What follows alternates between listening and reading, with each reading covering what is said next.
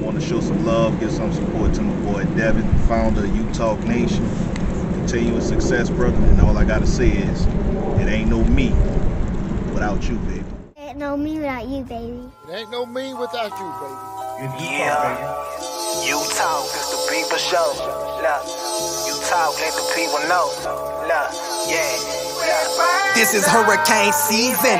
Only legends come up out there, you like Chris and Teigen. Name a letter better, W, that's what we preaching. Hurricane force winds whenever we breezing. Got rings for a reason. Look, we treat a gator like the swamp people. And Seminoles like the block people. And for my dogs, I will drive people. Just being frank, I got they flank like a cornerback. And I ain't even much a Florida cat. But hurricanes, I know more of that than most. Cause I seen them turn our houses into boats. That's that real talk, baby. I hope you was taking notes. That's the real talk, baby. Yellow Nation, coast to coast. Is that U-Talk? Yeah. It's U-Talk, baby. Yeah. It's U-Talk, baby. #1 podcast. U-Talk family. What go on? What go on? This ain't your boy D. What's up, D? I'm feeling in tonight. I got to run stuff. This your boy LFJ with another live show of U-Talk. And you know how we start every show. It ain't no us. Without you, baby. I hope I made my boy proud, man. I'm trying to fill some big shoes tonight. Devin is doing things with the family, so I'm going to hold it down for the night. And we're going to talk about what's going on, man. We're going to talk about what's happening, man. We got this game tomorrow against South Florida. Want your thoughts, man. Here's the thing. We don't have the phone lines tonight because I don't have that set up on my side. So, unfortunately, we won't be able to take no calls. But we're going to interact with this chat. And I'm thinking what I'm also going to do is I'm going to put the link up. So if anybody wants to join me live on this stream, you can join. You can join and you can put your thoughts out here. And if you want to come on live with me, we'll bring you in, man. Kane Nation, what's going on? Let me see if I can keep everything going. Let me see if I can keep it going on. First things first, shout out to the super producer, King Judge. I don't have the sound effects, so let me see if I can do it. KJ Productions in the building. I'm trying to keep this thing as normal as it goes, so y'all got to excuse me tonight. And once again, man, shouts out to our brother, the man, the leader, the one that runs this thing, D. Devin. Shouts out to you, my brother. We love you. Enjoy the time with the fam. He may or may not be popping on, so but he's got some stuff going on. So if he comes on in here, we will definitely bring him in. But shout out the chat right quick. Cuban Kane, what up? 4-0. Yes, sir. Yes, sir. That's what we're trying to do. Cannon, I see you. Marquise Judge, KJ, what's happening with you? DJ, what's going on? What's going on? Chris Kane, Mr. Hunter, everybody welcome. And as we go on, I know we're going to get more viewers and more visitors. So how y'all feeling, man? How y'all feeling? Matter of fact, let me go ahead and I am going to put the link up. And once I put the link up, if anybody wants to come on, let me put it up right quick. There it is. There it is. So if anybody wants to come on, that is the link. You're more than welcome to come on. Like I say, we don't have the phones tonight because we don't have that on my side. Error occurred. Wait a moment, then try again. Well, I'll try to put it again and put it up after. Anyway, what's y'all thoughts on this game tomorrow, man? I'll start off by saying that I do think Miami's going to win this thing. I think it'll be a pretty easy victory. I was looking at South Florida a couple of weeks ago. They played Alabama. And one of the things that I took away from that game as we roll into this game right here, I think that there is some confidence on their side. And that confidence is justified to an extent. What's up, Tony Graham? I see you. Sherry Lewis, how you doing? How you doing? I think there is some confidence going on right now. and rightfully so, because this team 2 years in a row, they hung with Alabama. I see well, maybe the link did work. Let me go ahead on. We're going to bring somebody in right quick. One of our loyal callers, one of our loyal family members and our listeners. Let's welcome him. Ladies and gentlemen, he is friend. He's a family member. He's our brother. Coming to the stage, the one and only Chris Kane. What's up, baby? What's happening? Yo, yo, yo, yo. What up, what up, what up, what up? What's good with you, man? Man, we chilling, man. We chilling, man. We doing it a little different tonight. So what's up with you, man? What's happening? We getting into it, talking about our thoughts on the game. And like I say, man, I don't like hogging the mic, man. I like interaction. I want to hear what y'all got to say. So take it away, my brother. What's your thoughts on tomorrow? Got mine too. Hold up. I got mine too. Go ahead. Can't use biting by. Most definitely. Shout out to Coach Hayes. Yes, sir. Yes, sir. As far as this game tomorrow, lock in. Do what you're supposed to do. Handle your business. Don't take nobody for granted. Make sure that you understand the assignment. Nothing hasn't changed. Still lock in like how you played Florida. You know, yes, it's going to be a different opponent. Yes, we know that the caliber of players, are going to be a little bit different, but that don't mean you be different. You still lock in. You know what I'm saying? You make sure you handle your business and you do what you do as a unit and as a team to understand that there are 4 quarters in a game and that you need to go ahead and handle your business. You know what I'm saying? So other than that, I mean, you lock in and handle your business as usual. You know what I'm saying? Arrive, whoop ass, and leave. Plain and simple. Let me ask you this, Chris. There's been a lot of attention on this quarterback, and his ability as a dual threat quarterback. And as we know historically, Miami has had some trouble defending dual threat quarterbacks. That ain't no knock on Mario. That goes way back before Mario got here. We've had a couple of coaches that dual threat quarterbacks have been a problem.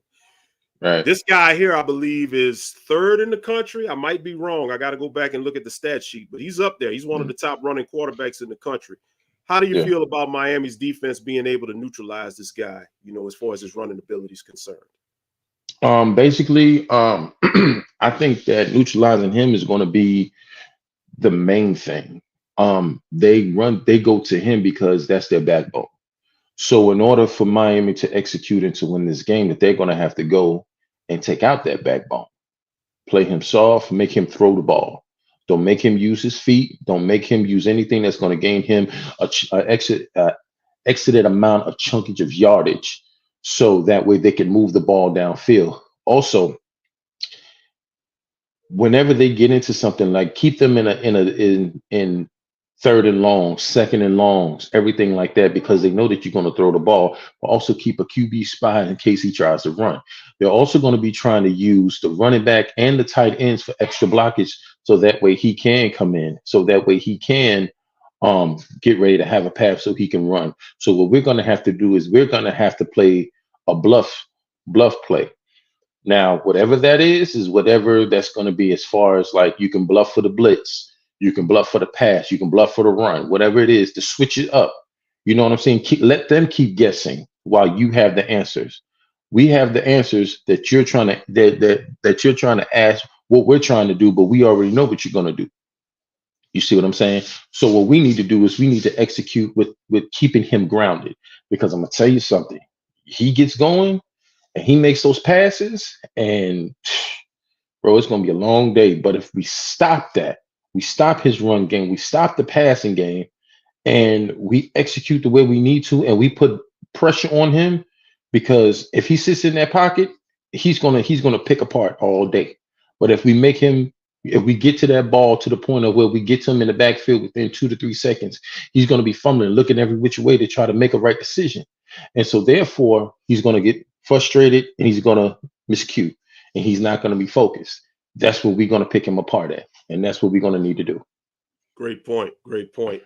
I think one of the things that I don't want to say that I'm worried about or not concerned about, but one of the things that I'm giving a couple of second thoughts to is him actually getting going. And to your point, being able to neutralize him to where, that pass doesn't get going, because the passing game for South Florida has not been good. It has not been there. But as we all know, the run sets up the pass. I don't care if you're a running back or a dual threat running quarterback. And I think that's one of the things we have to keep in check. I mean, if we get to the point where we start sucking in to stop the run, and he catches a couple of matchups out there, you never know, man. He's going to try his luck. And we still got some young guys in that secondary that, they haven't been tested yet. They haven't been tested yet. I want to flip to our side right quick. And shouts out to Ed Thompson.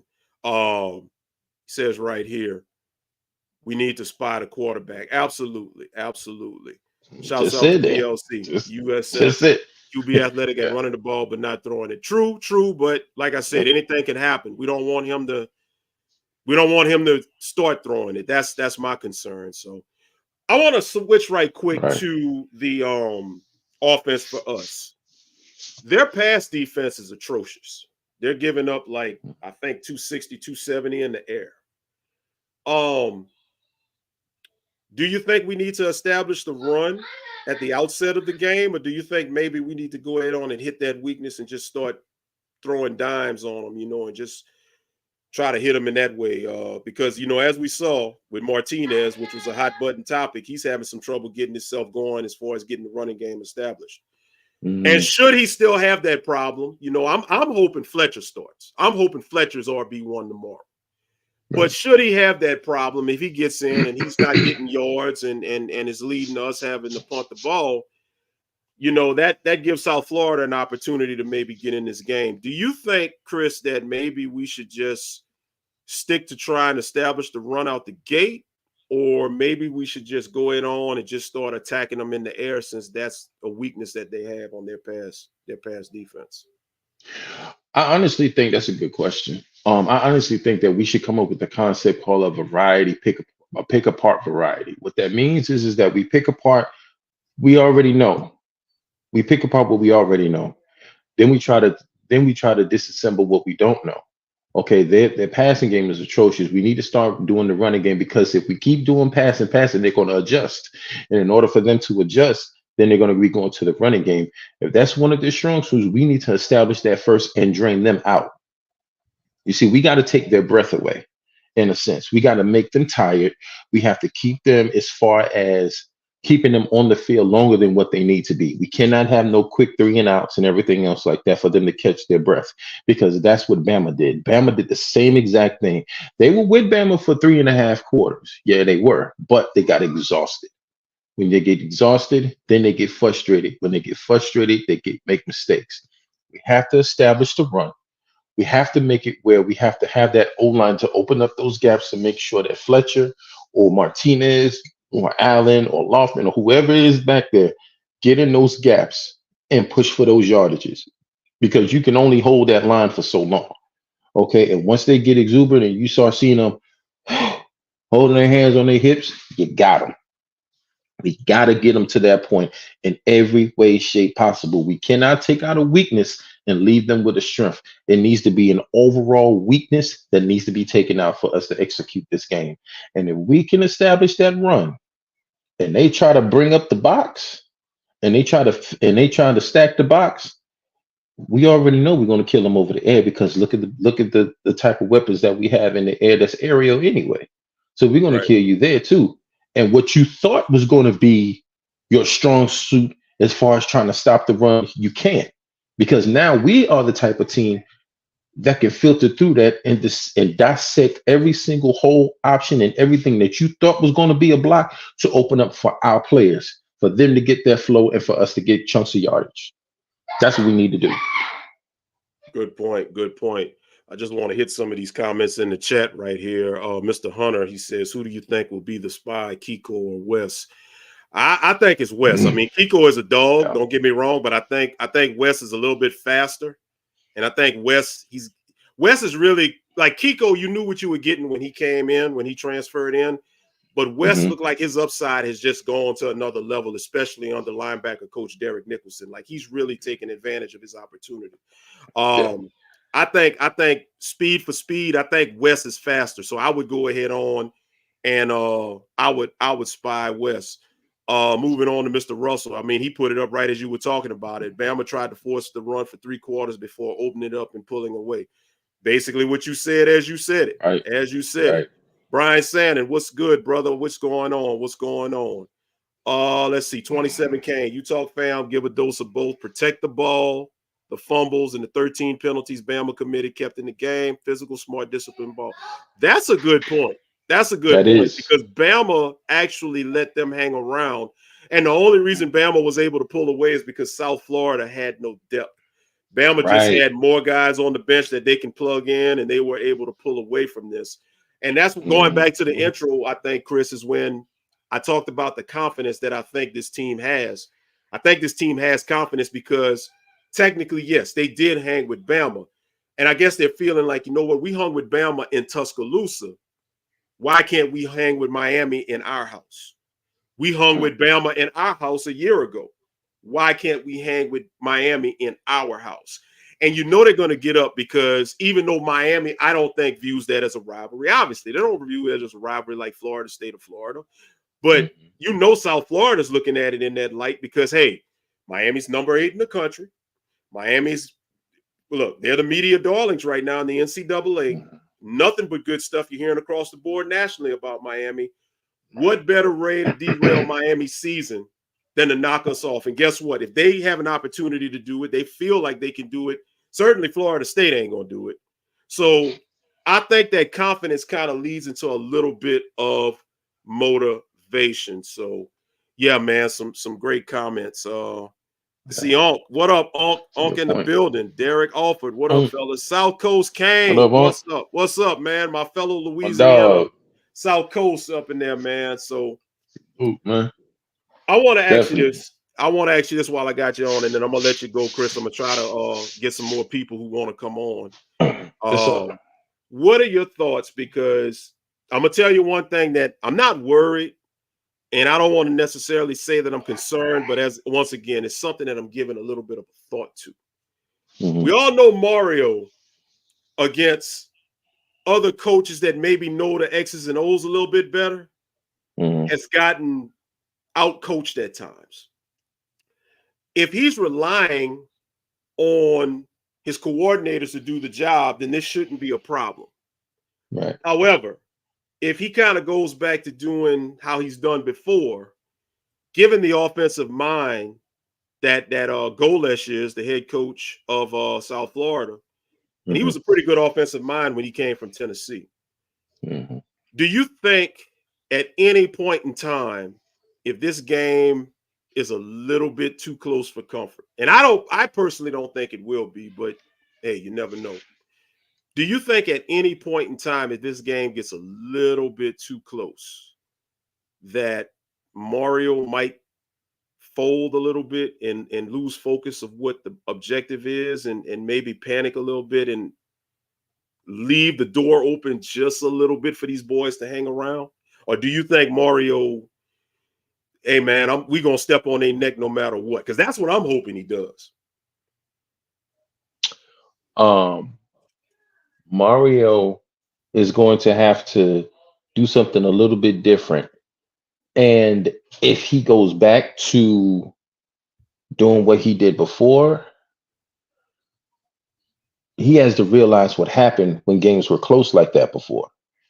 He has to understand, okay, if I go back to this way, what happened? And I don't want to bring it up, but you have to bring it up with that Georgia Tech, with Louisville, NC State.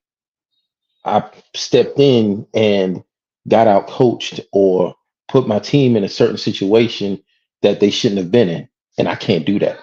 Now, the question is, now the thing that he's going to have to ask himself is, if this does happen, how can I sit back and just go? See, I can trust them when they're up, when we're up by 40, 50 points, when we're up by 7 or 8 touchdowns. But how can I trust them when we're only up by 3? How can I trust them if we're down by a touchdown? if we're down by 3. See, what Mario is going to have to do, Mario is going to have to do that for himself. And what Mario needs to realize is that he's paying these offensive coordinators for a reason. They're doing the job. And what they've done within the first 3 games should tell you that they know what they're doing. You know? So what they need to do, what's up, South Coast, man? What he should do is just let it just flow. You know, if you need to step in or whatever the case is for any type of reason, get communication from your coordinator, because that's what it's always been about, the lack of communication. He cannot, even though he's the CEO, he's the head, or whatever the case is, you are the ornament of Miami. You are the head ornament of Miami, but your engine is what makes this run.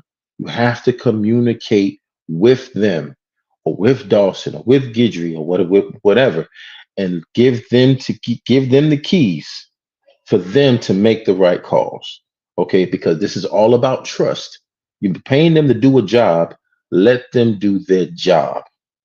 You see what I'm saying? And so far from what we've seen, because we talked about this in the beginning of the season, it was going to be hard for him to do that. Because Mr. Magic, shout out to Mr. Magic, he was the main one that said it was going to be hard. It's going to be hard as hell for Mario to get out of the way like that, because he has to put his pride aside. This season is not about pride. It's about communication and getting the work done. Period. That is it. If he goes ahead and steps out of the way and let them do what they got to do and just, play the role, you know what I'm saying? Just chill. We'll be all right. You know what I'm saying? And I think so far, since he's been quiet and since he's been just chilling and doing his, just letting them do their thing, we 3-0. Yes, sir. Yes, So, sir. I totally that's my agree. thoughts. I totally agree. Well, Chris Kane, my brother, I appreciate you taking the time. You always call every week, giving us gems and dropping knowledge and giving us nuggets, and blessed us to be able to come on with us live tonight, man. Yeah. So thank you for being on. And hey, man, we will be chiming it up and chopping it up. We'll be in our group text. You know how we do every Saturday. So yeah. Oh yes, sir. Oh yes, sir. Give my love to the family, man, and you Yes, have sir. a good night, and go Canes, my brother. All right, go Canes. Holla at you later, sir. man. All right, bro. All right. That was Chris Kane. Well, I knew at some point, man, the man was going to show up. The man himself, as he would say, is going to show up. So I got to bring him in. He always brings me in, so I got to reciprocate that. Let me bring in the man himself, the one, the only, the mastermind of this whole thing. You know how he is. You know how he do. I see him, boy, just on location. I don't know where he at, but there he is. Give it up for D, man. What up, D? What's up with you, bro? Frank, what's going on, man? What's going on? Can you hear me, brother?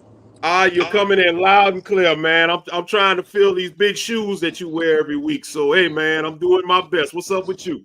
No big shoes at all, man. You the man. You got this, man. That's why you on the show, man. And I appreciate you doing what you're doing tonight. Shout out to the Utah family, man. I appreciate everybody that's supporting my boy, man, while I'm not there. Thank you to everybody, man. We love y'all, man, and you're doing a great job, man. I can't be on that long. Shout out to Chris Kane for coming on, man, and he has some great points, and I'm looking at the chat. Everybody making some real good points, man. But you keep doing your thing, bro, because, like I say, you're going to be in the driver's seat for a good little minute, man, because we got a lot of stuff going on. So I appreciate you stepping in tonight, man. Thank you.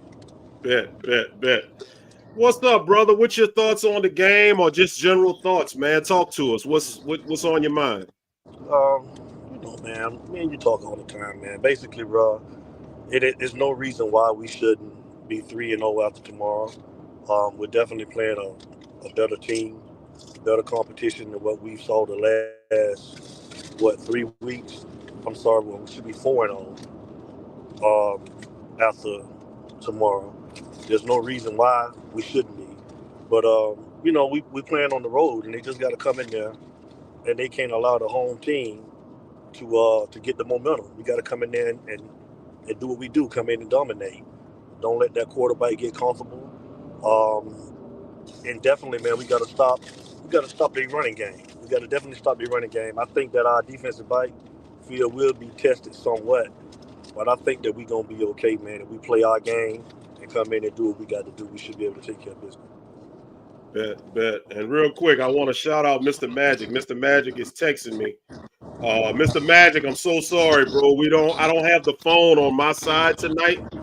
We're running the show, and Devin has the board and all of that, controls the phone on his end. I don't have that, so we just kind of doing everything interactive over the thing. So sorry about that, Mr. Magic. We'll get you, whenever we get back to being in studio. Do you have any concerns about tomorrow's game? Anything that stands out that's a potential concern?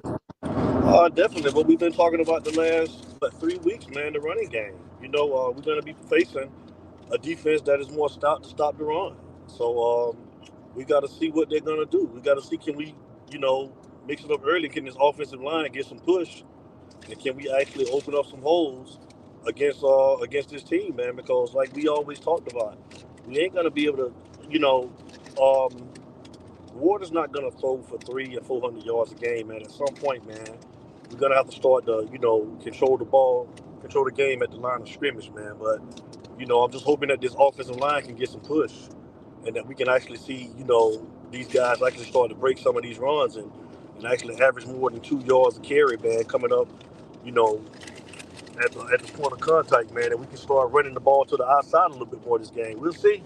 We'll see what they do, but that's my only concern. I just want to see the running game actually take off, and I'm not talking about, I know we've been getting, 200 yards a game, and people just look at that part of it, man, but they're not actually looking at what this offensive line has not been doing. And I just want to see the offensive line move some people tomorrow instead of getting pushed back, because that's what we've been seeing. I'm talking about the starters at that. The second string that's been coming in, they've been actually doing pretty good, but let's see the offensive line, the starting O-line, let's see what they're going to do tomorrow. Yeah, and I think we're getting back our starters. I think Cooper will be back in tomorrow. I think Rivers will be back. So I think we'll have our full complement of starters tomorrow. And on the defensive side, I'm not sure, but I'm thinking Ruben Bain may be ready. He may be back tomorrow. But even if Ruben Bain isn't back, like we say on the show every week, and no disrespect to Ruben Bain, because I love him, but we really haven't missed him, with Tyler Barron and Simeon Barrow and Alston, they have stepped up on that defensive line. And I think that's really been a credit and helped Ruben Bain in his rehab from his injury to where he didn't have to get rushed back. So even if he doesn't play tomorrow, I think on the defensive side of the ball, on the D-line, we are straight. D, I want to ask you this. We talked about it with Chris. With Miami having a trouble historically with dual threat quarterbacks and with this guy having the ability to run, do you think that could potentially be a problem with him making plays with his legs? Because I don't think we've really seen that. We got a sample size of that with Lagway when he came in, which he didn't do much, but he certainly had Florida's offense to where he put him in position to score once he came in. Do you think that could be a potential problem with I don't even know his name. What's his name? Byram. But I know that's his first name, yeah. Yeah, Byram, whatever his name. Help me out, Chad. I'm sorry, I don't even know his last name, but I know his name's Byram. Do you think that's could be a potential problem with him if he's able to get his legs going? I definitely think so, man. We've always had problems with mobile quarterbacks here in the past, but it's a different group of guys. I definitely want to see how Mr. Lance Guidry is going to scheme against him. I think we got the athletes to contain him. I just want to see how Guidry is going to, what he's going to dial up and will he put a spy on him. But I don't want to, say that this is the same team that we've seen, struggle with mobile quarterbacks the last 3 years or so. And I just think it's a totally different team, and I think that it's a possibility. But I got faith in Lance Guidry. And I think that he'll, have a scheme, man, that'll be able to control it. But you're right. It could be a problem. But I think that, we're faster up front. I think that the linebackers the linebacker play is definitely different from what we've seen the last, 3 years or so, where, Bassane and Mainoa, they totally different from what we had in the, the middleman the last, 3 years or so with Flag and some of those guys, man. But I think that we're better as a defensive front. And I think that they've been playing their gaps pretty good. They haven't, really got out of the gaps and just rushing upfield. A lot of the guys we got, man, they can rush the passer and play the run. So I think they're pretty disciplined. So I think we'll be okay. I think we will. I trust Landers. Absolutely, absolutely. Real quick, let me shout out some chat. Let me get some of these chats out the way. DJ says it's high time for perimeter runs with speed. I can't say that I disagree with that, man. When we can kick it to the outside, I mean, I think our speed definitely can put us in a position to really smoke some of these other people, man, and it gives us a definite advantage. B. Sandon, he says, I think Bain not coming back to Virginia Tech on Friday. I don't have a problem with that at all. Save him, because right now you don't need him. Kyle Stalling, can I call? Kyle, we don't have the phones running, but I did put the StreamYard link up there. So I don't know what you got going on. If you're able, if you want to, man, click on that link. I'll bring you on, and you can interact with me there, man. You can come on here, and I know you like to give your contributions every week, every chance you get. So there it is, right there. Dade County is Byron Brown. So sorry, Mr. Brown, I didn't know your last name, but that is his name.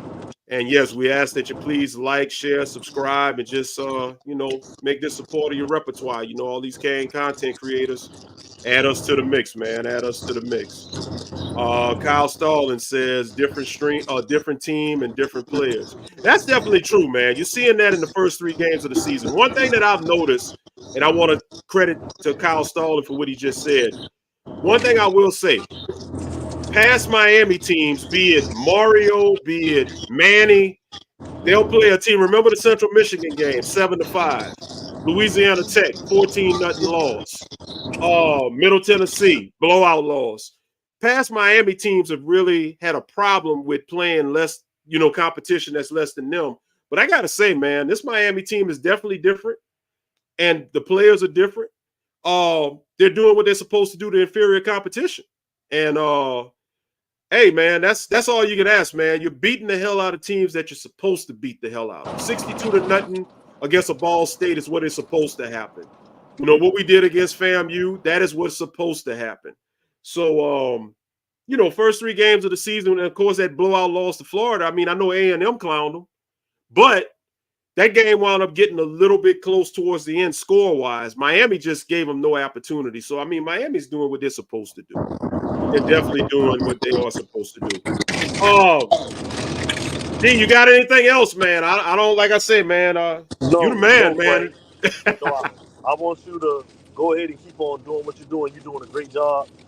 I ask that anybody that's in the chat, Frank got the link up inside the chat, man. You're doing a great job, man. Keep it up, bro.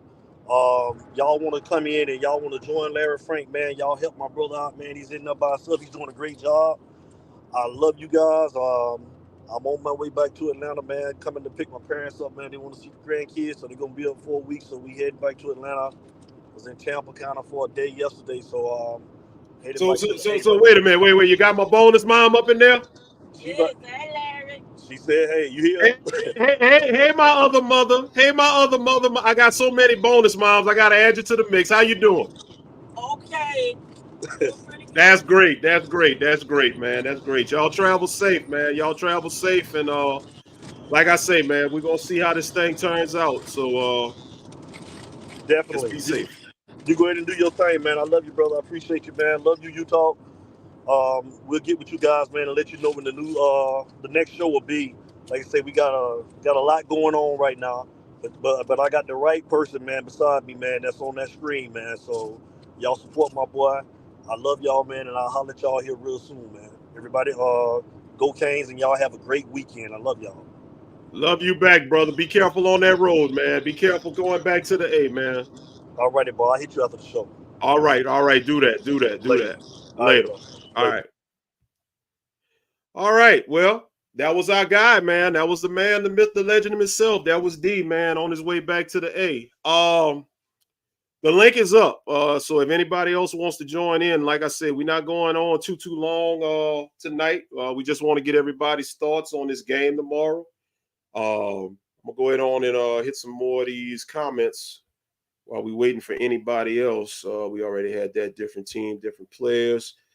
Benny Barrett, man, on a mission. What's up, bro? How are you doing? Antonio Abner, what's going on? What's going on? Mr. Cannon gave his score prediction. Miami 48, South Florida 10. I like that. I like that. I'd like to see that. Miami is what is it? 16 and a half, I believe. Earlier this week they were a 17 and a half point favorite. I think they moved a little bit. So I don't know, man. I guess, you know, some of the betting public is figuring that South Florida, they might be buying some of that hype that South Florida is doing. I saw that a lot of the South Florida fans, they're running their mouth. They talking a lot of junk. I even saw where South Florida in a store down there, they had some T-shirts printed that said hurricane season ends on September 21st. So you're making it bad on yourselves. You know, keep on running your mouth. You be careful what you ask for. Let's see. Kyle Stalling, they don't look lost at any position. That is true. That is absolutely true. Ed Thompson, Mr. Thompson, we're the number 8 team in the land, and ESPN didn't mention us last week. You know what? You know what? That is a great point. That is a great point, because if you look at all of the other teams in the top 10, or at least the teams that are ahead of Miami, they were all highlighting what Alabama did to Wisconsin. And they were, you know, Georgia had a near miss against Kentucky. But I noticed how they were talking about how valiant Georgia was, like the media darling stuff. You know, they all up on Ole Miss. Clearly that SEC bias by ESPN continues. Never stopped. And, you know, to Mr. Thompson's point, that is so true, man. I mean, Miami made that jump and nothing was said, you know, nothing really, you know. I'm just trying to figure, you know, they act like they want us to be good because we're good for college football, but secretly we know they hate Miami. But, you know, as we've seen in the past, man, whenever this team, you know, starts winning and ranks and gets ranked higher, sometimes that goes against them. So, hey, man, we'll just have to see. DJ says Miami by 30. Yeah, I took them. So, yeah, I need them to win by 30 or more. Absolutely. Mr. Sanders says, good for us, keeps us out the spotlight. And I totally agree. Because, you know, the one thing that I am somewhat concerned about is how does this team handle success? And not just success of 8-9 wins, but the potential success of getting to the playoff, all of this talk about competing for an ACC championship. How does this team handle all of that? Getting all this love nationally that they're getting, you know, Cam Ward, you know, in the Heisman race, right near the top of the Heisman, if not the number one Heisman favorite. You look at all of the players with all the national awards and all of the national recognition that they're up for. You know, I think our receivers, all of them are up for, the starters were up for the Biletnikoff Award. So, you know, the offensive linemen are going to be up for the offensive lineman awards, you know, a lot of coaching awards and stuff like that. How does this team handle success? And another thing, how does this team handle success being the first Miami team to really put their foot down and be successful, unlike no other Miami team since the heyday? How do they handle that? That's something that, you know, you got to think about.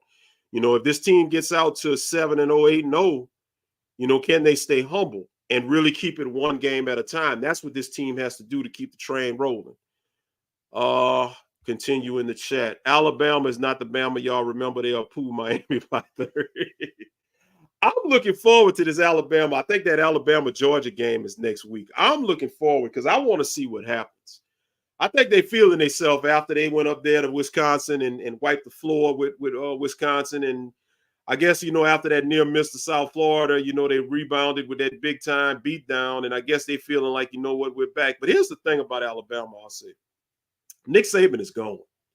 And shouts out to Kalen DeBoer. He's a new coach over there. He was at Washington, led him to the national championship game. I like him as a coach, but he ain't no Nick Saban. Ain't nobody Nick Saban. And to be the one to fill those shoes, at some point, you're going to get caught slipping. You're going to get caught slipping. And I think Georgia is going to humble them next week. So we will see about that. Brandon Brown says, facts. Mr. Hunter, this team will follow Cam Ward's demeanor and personality. And you know what? To that point, I want to say this. What a difference a quarterback makes. We've said this so many times. We said it, you know, because think about this. De'Aaron King was a leader. He was the leader. You saw how Miami rallied as a team, rallied around De'Aaron King when he was the leader of that team. You have to have a leader at that quarterback position for everybody to just rally, because the team takes on the position, or takes on the attitude rather of his leader, at that position. So at the end of the day, man, we have a leader right now, and I'm so happy that we got him. I wish we had him. Okay, I said D just text me some stuff. I wish we had him for a little bit longer, but it is what it is. So we just gotta enjoy this ride while we got him, and hopefully we can get some more quarterbacks, to follow. And this isn't the only dance that we have with him. Mr. Brown, they're gonna stand on it, and Mario gonna put him in position to be that first team to say we back. Let me tell you something. Whenever Miami starts winning games, I hate when the people say the U is back. Let me say this.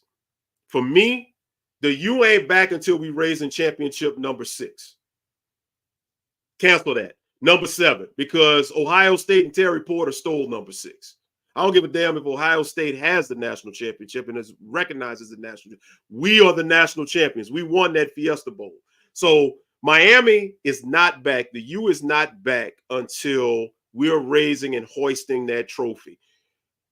I don't care if we get into the playoffs, because if we get knocked out, the U ain't back. I don't care if we get to the national championship game. If we lose, we ain't back. I want us to be on that stage. I want whoever is interviewing Kirk Herbstreit, whoever's doing that post-game interview at that last game in January or whatever, I want to see Mario hoist that trophy. And at that point, that's when we can all collectively say the U is back. I just hope that, like I said, going back to what we talked about earlier, a couple of wins and a couple of, media notoriety and attention, I hope that don't get to their heads. So, hopefully, we can do that, but we got a good path to the playoff. We just got to take it one game at a time. That Louisville game, I think, is going to go a long way in determining 1 and 2, because obviously, listen, let's just call it what it is. Miami is the best team in the ACC. I don't care what nobody says. They got the best talent. I think the coaching staff is the best. It is what it is. We got a visitor. We got a visitor. Let me bring him on in. What's happening? Hey, what's going on, man? It's Kendo. What's going on? Kendo from Orlando, right? Yes, sir. Orlando, Florida, baby. Yes, sir. Welcome. Kendo, what's up, brother? Talk to me, man. How you feeling about tomorrow? Man, I'm excited. I'm actually finna go to the game, because I live in Orlando, so Tampa's is about a little over an hour away. So it's gonna be the first game I'm finna go to. So I'm excited, man. I love number one thing I'm excited about. I love how the USF fans are so excited about us going up there. I love it. Oh, I love it, man. Cause we gonna go over there, man. We gonna give them some real work. We gonna give them some real work, man. One thing that I like that you reminded me of that I actually forgot about, but you just reminded me by telling me you're going to the game, is I think Miami's going to be well represented. Because one thing I can say about Miami, I've gone to a couple of games on the road and stuff like that. I was in Dallas for LSU, and even though Dallas, that's our backyard over here in Louisiana, Miami was represented. They was outnumbered, obviously, but Miami, they travel well. For sure. The thing is about to go on with your point. The thing is, what a lot of people don't understand is that a lot of people who are Hurricane fans, I'm gonna give a little history. You already know this history already, but people who don't know, okay, University of Miami before University of Miami started to dominate. A lot of the college football was considered to be like a niche sport, so only like a certain groups of people that used to be into college football. But when Miami started to be real big and started to blow up, because around the time during the '80s with hip hop coming up, with pop culture, Miami was starting to win around this whole period.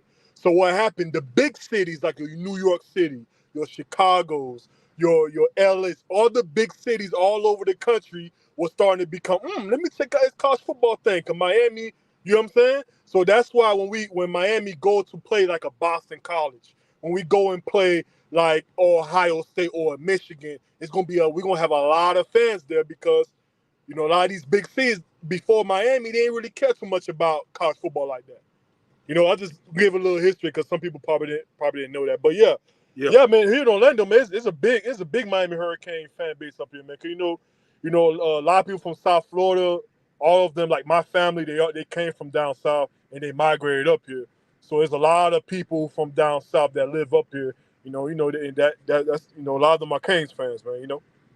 You and I'm gonna tell you something. I'm gonna go back because, like I said, I'm down here in Louisiana, right, not far from New Orleans, right outside of New Orleans, and I'm right. gonna tell you something. Going back to my childhood days when Miami was winning, a lot of people were Miami fans down here. Now, what went against the grain down here was LSU started winning, because back then when Miami was winning, LSU was trash.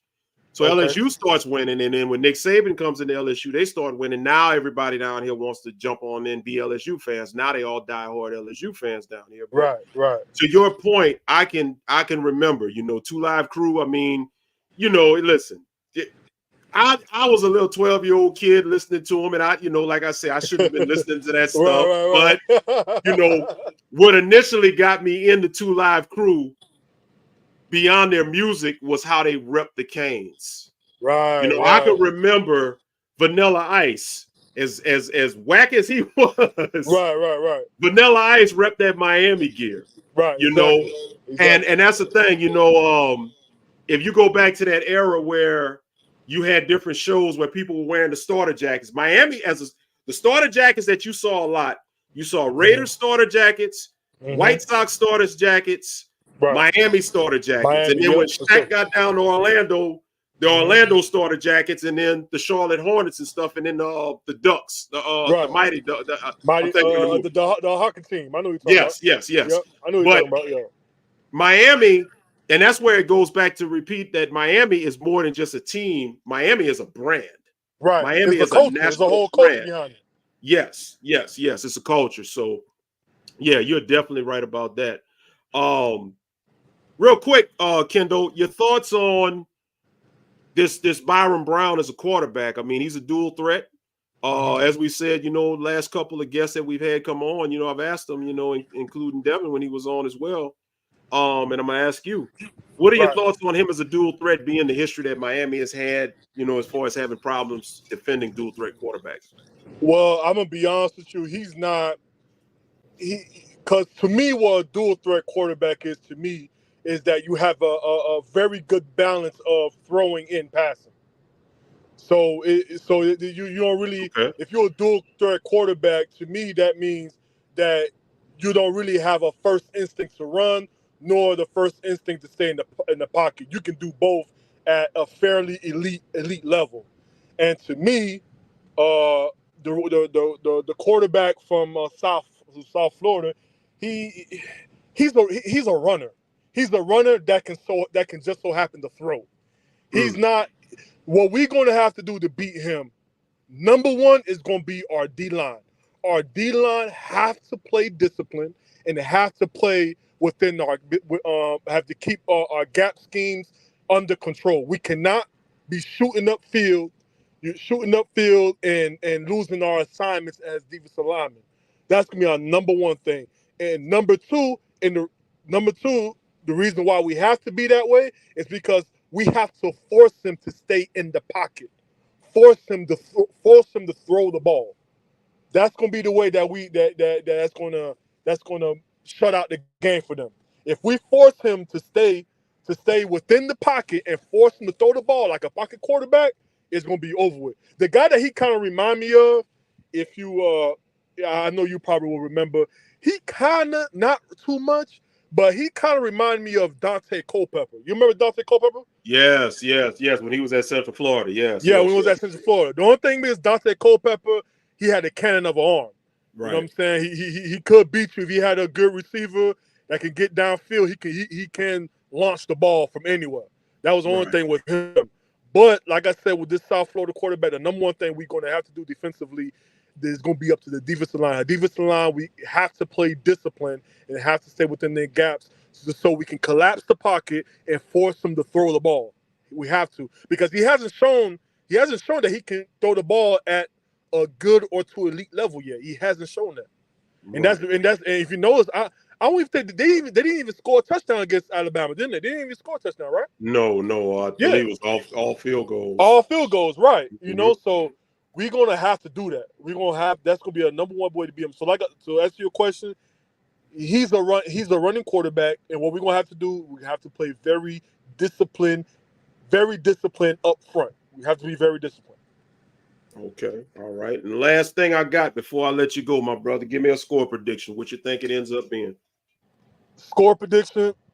We're gonna win by more than 3 touchdowns for sure. So I'll say the score will be 45 to 13. I like that. I think the first quarter is going to be kind of tight. That's why I believe I think because for some reason we've been starting off kind of slow. The past 2 games against Florida we didn't start off slow, but these past 2 games for some weird reason we've been starting off slow. So I think because the pattern how we've been playing, I think we might start off kind of slow, and the defense our defense gonna have to learn that I think gonna have to learn to contain that quarterback from USF. Once after the first quarter or halfway through the second quarter, we're gonna have it on lock, and it's gonna be over with from there. I Sure. agree. Yeah. I agree. I think, like I said, Miami has the depth. They finally have some depth. They need to get some more, but they got a decent, good number of depth right now. And I Right. think they like Alabama will pull away. I think, and you saw last week with those second and third stringers, the talent that you got when they came Yeah. into the game against Ball State. So I think you'll see something similar. I think Right. the running game, I think, Jordan Lyle will come up there and he'll let you know who he is. I think A.J. Allen will start pounding the rock some more. He'll let you know who he is. And I Right. think, if you can get JoJo Trader and Nycar up there, and start throwing to Man, him, that's what I want to see, man. Yeah. I Yeah. want to see them, man. I want to see those young guys get in and get those reps. I want to see them get to catch the ball. That's why I mainly want to see. I want to see us by time halfway through or the last minutes of the third quarter for the young guys start coming in. I want to see JoJo, because he was my favorite player coming out of this past recruiting class. Yes. So I want to see him. I want to see him play. And speaking of recruiting, I think DJ Pickett is I think he's paying Miami a visit. I think he's starting to look at Miami now. Yeah. Because his uncle. His uncle was the one who played for us back in the '90s, in the late '90s. So, and he already had family members. I think Booker Pickett, his cousin, Yeah. and I think his brother, who's I believe is the offensive lineman, is pretty much probably already locked in already with us already. Yeah. So I love his size though, man. But at 6'5", at 6'5" playing corner, I've personally never seen that before. So Yeah. I don't know. I see that. I see that he's a very good receiver though.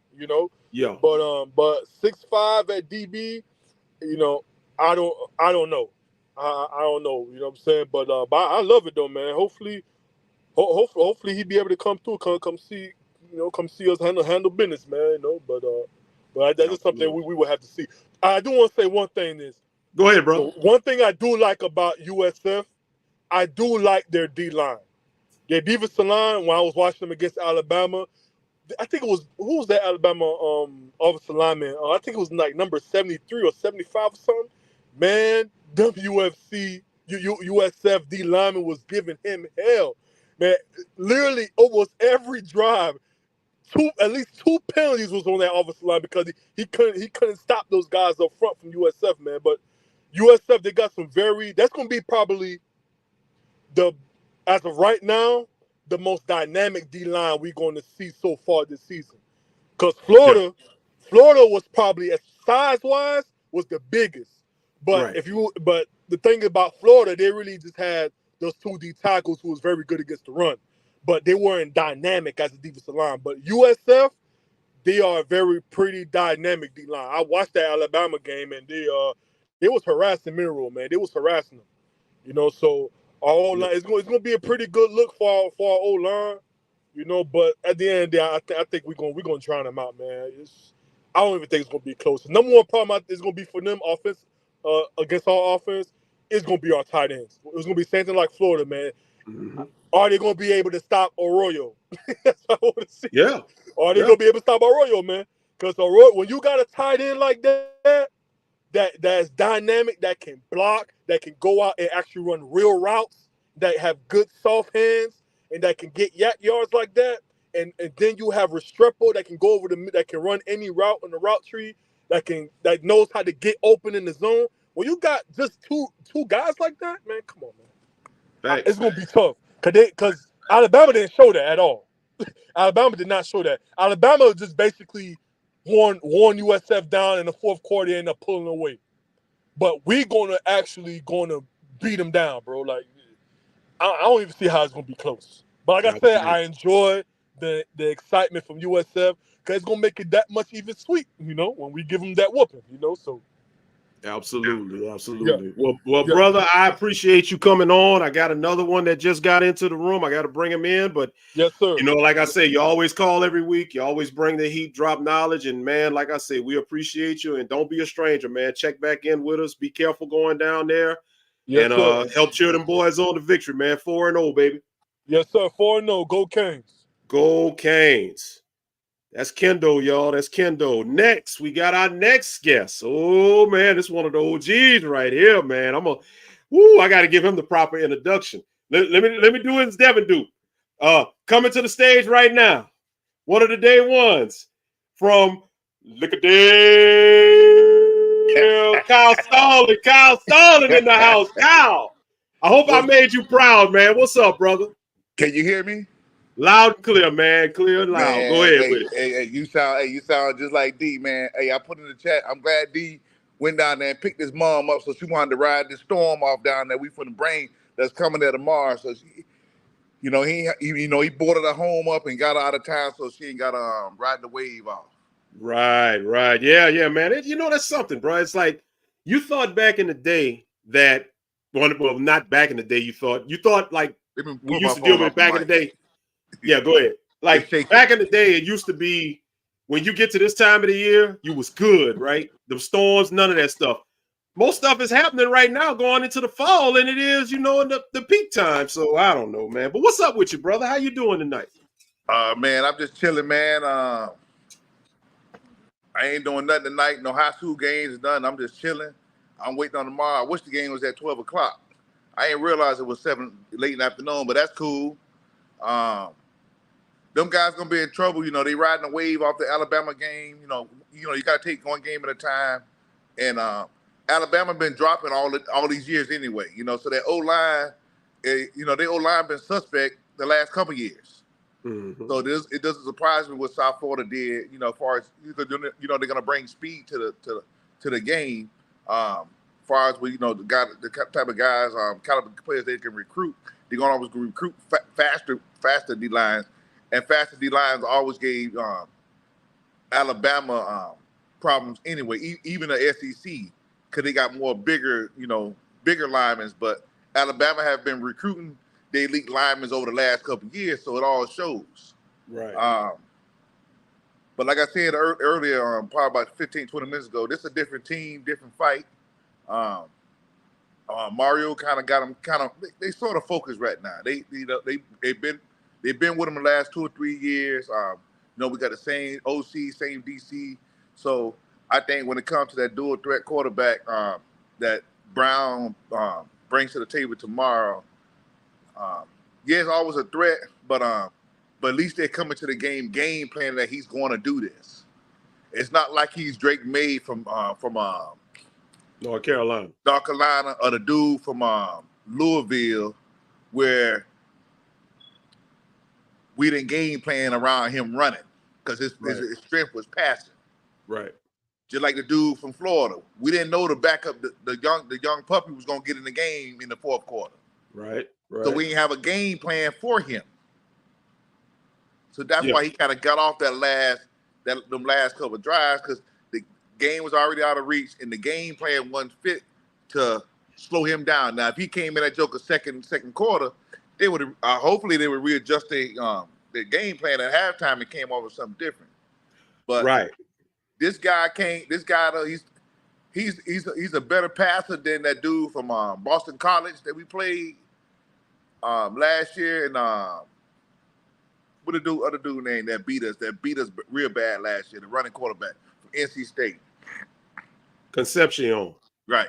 A damn wide receiver. You know, he can throw. Yeah. He can throw better than them guys, but he's not a better runner than those guys. Mm-hmm. So all they got to do is basically all the line got to do is like the homeboy just got off the mic. They get gap integrity, but they got to contain.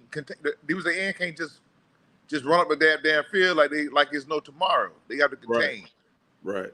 And long as the defensive line, long as the ends contain, which I'm sure they would, because them 11 and 9, they very active on the end any damn way. I don't even think their damn tackle's gonna be able to block our guys anyway. Yeah. So we ain't got to worry about what we got to do. They got to do what the hell they got to do. Well, if it's one thing, Kyle, that I can say that I do trust, as far as preparing for this quarterback, I do trust Lance Guidry. Yeah, the D coordinator. Lance Guidry has proven right that he can game plan and he can execute a scheme and everything, and he can get ready. So, even though this guy has some running ability, I trust Lance Guidry that, okay, they've looked at the film and they're going to neutralize that. They're going to neutralize that. And they know they're going to have to force him to throw. I just feel good about that. Kyle, who do you think has to be other than Cam? I know a lot of people, they're going to always say Cam. Who do you think has a big game tomorrow? Who do you think has to be the one to step up other than Cam? Other than Cam and X, because that's almost a given. Right. Yeah. I think Big Mark Fletcher and Damon Martinez. Right. Because the thing is, the slow down and running game, and this OC, he really like a passing quarterback. His game plan is not suited for a dual quarterback. Mm-hmm. I mean, he like a mobile, not a dual quarterback. Right. So they like to run a lot of hurry-up offense. And everybody think, okay, Miami, we're going to run a hurry-up offense that they have a problem with. No, it ain't that. We didn't have the personnel, and the personnel wasn't trained. They weren't coached up for it properly. These guys are a lot smarter now. They got some goddamn common sense now. And I guess they've been studying their keys, because the same mistakes, you can tell some of these guys, even Moten's starting to make damn plays now. Yes. It only took 5 fucking years, but he's starting to make plays. It seems like he's not starting yet, but he's catching on. But Saint playing a whole lot different from he played in the spring. He stepped his game up. Yes. He stepped his game up, and then look at the freshmen. Only been on campus for a month. They already playing. They come in with a special talent from high school, but they had to be coached up to be on the field already. I've been hard on Mario, as we all know. You all know I've been hard on him. Mario, my boy.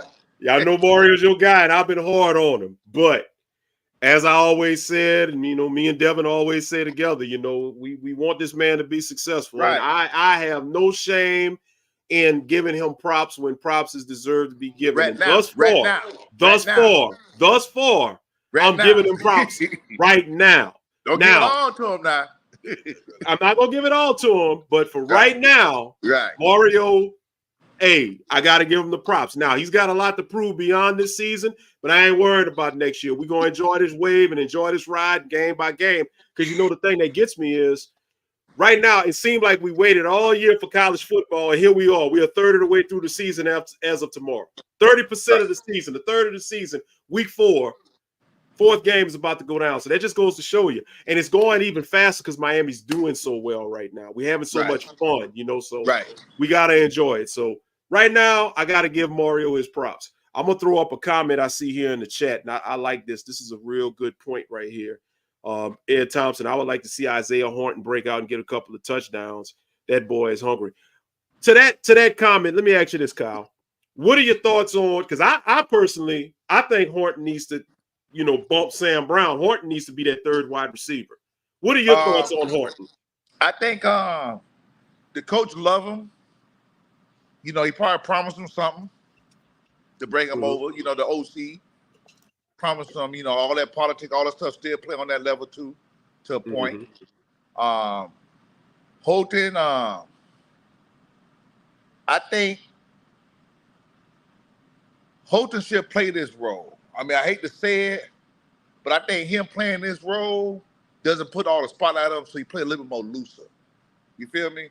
So although I know Holton is playing better than him, and I feel that he's better than him any damn way, we waste NIL money on him, right? On Brown, but I think by playing Holton like this behind the scenes, and he get out there and make plays, he stay humble and he just play free, and that's kind of how Homeboy left, the one that went to Georgia. The first year, he played loose with no pressure and did his thing. And then when he came back last, you know, I'm talking last season now. When he came back last year, he went to sleep. Yeah. That's why Miami didn't fight to keep him. The wide receiver went to Georgia. Kobe Young. Yeah, Kobe Young. Man, Kobe Young, man. Ooh, wee. Kobe Young on this team? We said that. We said that. And I mean, I look at, you know, some of the stuff he's doing at Georgia. I mean, he's all right, but he would have gelled better with this team. Yes. This is boys. I've always said, you already got Jacoby George X, put Kobe Young as a third receiver. You have the tight ends now doing their thing right now. And not just Arroyo, like Kendall was saying a minute ago, but also you got Arroyo up there, but I mean all of them. Elijah Lofton came in last week and showed what, you know, the future looks like with him. Riley Williams, you know, he showed what he can do. So like you say, I got to put some respect on the tight end coach. You know, I'm hard on him. Why the hell we bought this damn lineman to be a tight end coach? But now I'm seeing how it's played out. He ain't had the guys wasn't where he wanted to be at. Now all of a sudden now we got tight ends. Last year we didn't even know we had a tight end coach. Right. I now, think they only had, we got a tight end coach. I think if I'm looking at it right, and chat correct me if I'm wrong, but I think last year they only had 156 combined reception yards as a whole, as a unit, with one touchdown. And he almost got that shit the first game. Yes. So I mean, it's just massive improvement all across the board. That's all we can ask. Last thing I'm gonna ask you, Kyle, before I let you go, I'm trying to get everybody here. Right. What's your score prediction? What do you think happens tomorrow, and what do you think ends with this game? How do you think this game ends tomorrow? The Vegas, I think they got Miami at 14-15. I know it started. They opened up at 17 and a half. Okay, and it 17 and a half. So a little money's been going on South Florida. If the weather hold up, which it has all day, it was a beast yesterday, last couple of days. If the weather hold up, was clear skies, all airports gonna be open tomorrow in Tampa. All skies gonna be open. All skies gonna be open. I think Mario. I think Mario is gonna open the goddamn game up. I think they're gonna come out shooting bullets at them. I think they're gonna let the pass open up the run. I really think so. They're gonna let the pass open up the run and show these guys that, hey, you know, you guys ain't finna be on the field with us. We finna punch out in y'all face in the first quarter and get this game out the way so we can go ahead and put our backups in. We ain't got time to be playing with y'all cats today. Right. And but just real quick, so I think Miami beat them by I want to say, I think we'll beat them by probably 23. I think we'll cover the spread. I think we'll cover the spread, especially if the turnover game don't play no factor in it. I think we'll cover the spread, and I think we're gonna wear them down in the second half. And once we sting them, once we punch them one time, they're gonna lay on the back like Bama did. Once Bama scored that touchdown in the fourth quarter, when they feel like, damn, we can't do nothing. They just open their legs up, and Alabama just scored 3 or 4 touchdowns like with no problem. But however, real quick, just a comment on that, because I've been thinking about this the whole time I was on. Go ahead. Talking. Miami, going back to the offensive line, Bama was missing half of their guys too on the line. Mm-hmm. And Bama team, this guy team. This ain't his players. Right. The quarterback playing mediocre. Yeah. He played mediocre for Nick Saban for a couple years till he caught on. Right. Now he's learning a whole nother system. Right. Remember the quarterback Atlanta just picked up. What did they? The brother he right out of Tampa too. The quarterback, the first round draft pick they picked up, the left-hander that played for Washington Huskies last year. Oh yeah. God dog it. It took him. The one that was hurt. Yeah. It took him a couple years to catch on to this offense. Right. So now you got Bama quarterback. He's already. I mean, I don't want to knock the brother, but he ain't no genius back there. He ain't no Peyton Manning. Tom Brady learned the offense and could run anything. Michael Penix. Right. Yeah, Michael Penix. So. And Michael Penix is very, very intelligent guy. And it took him a couple of years to catch on to it. So I think Miami contain the run. Defense gonna be prepared. Of course, he might slip a couple of runs out because he like to use his legs. Mm-hmm. But I think Miami be well prepared for that because I don't think his receivers are better than our DBs. Facts. I don't think his receivers better than DBs. I think our receivers part can play receiver for them better than his receivers can. Right. So I think we'll beat them by 23, at least 23 points. I don't think what it is.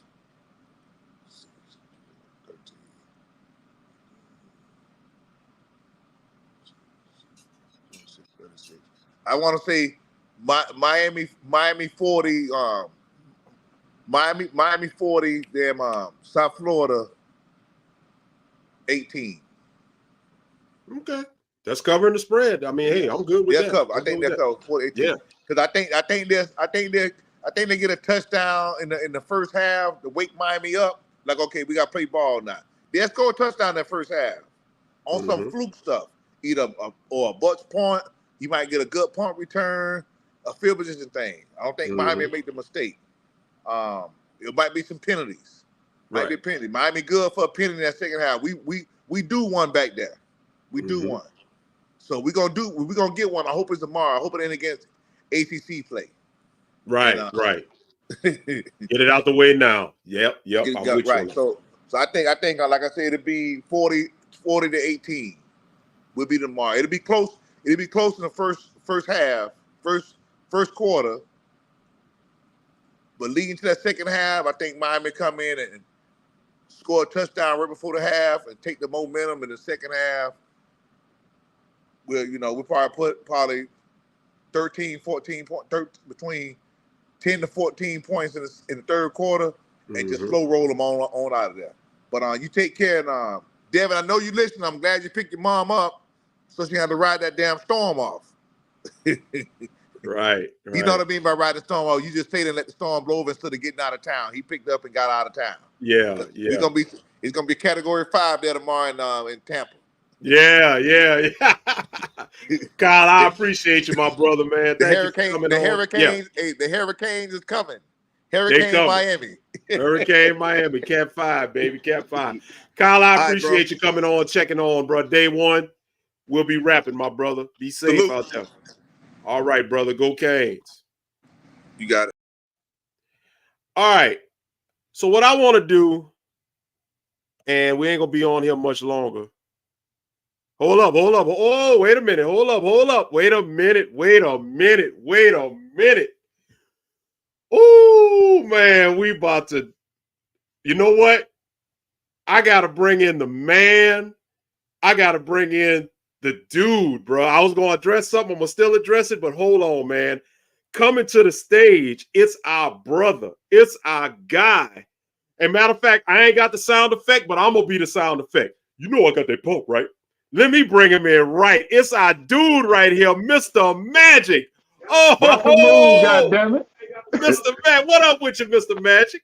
Bust a move, goddammit. What's happening?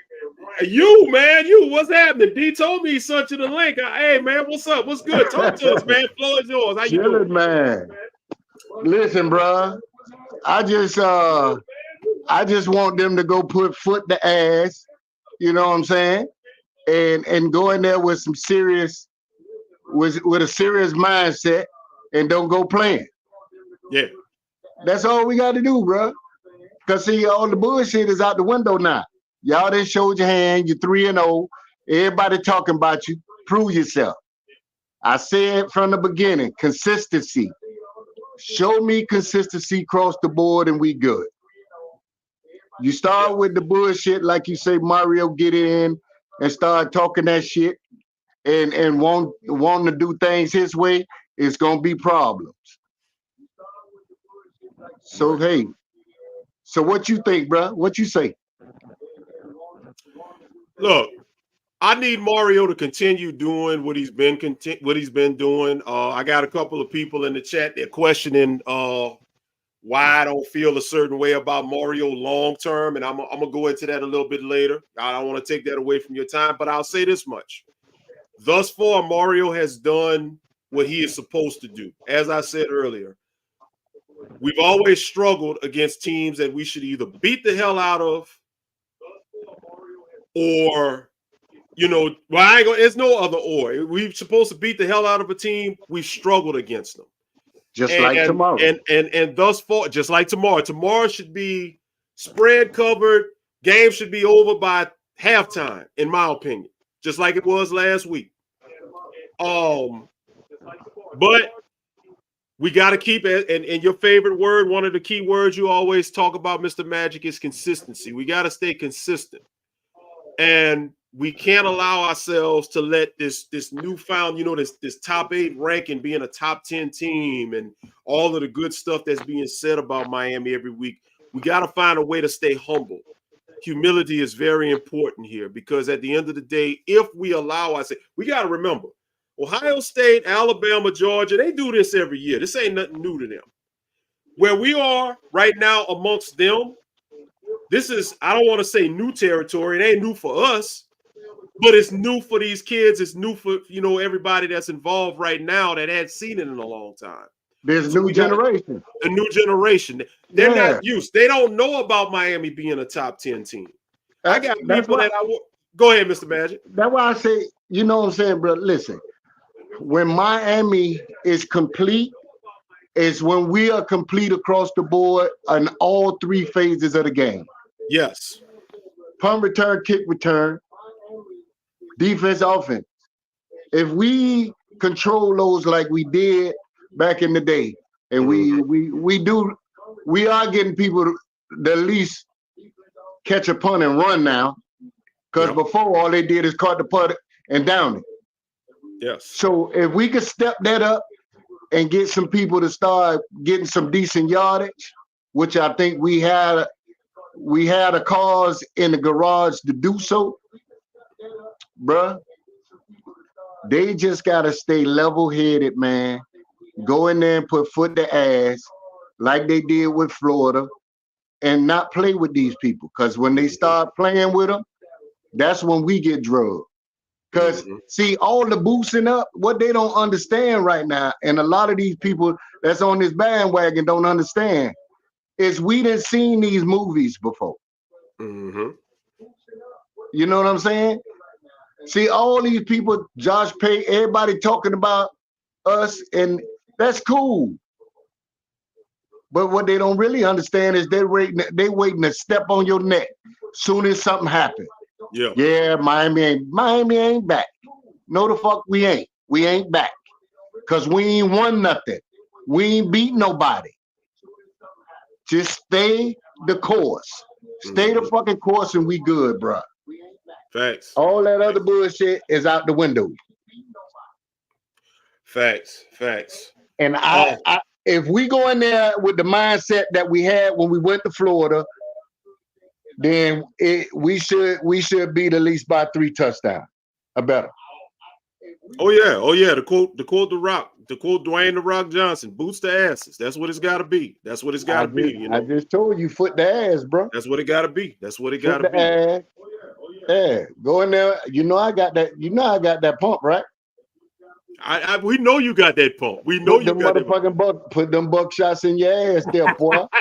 Watch out there now. Don't start no foolishness. I see you. I see you. I see I you. ain't even playing with them, bro.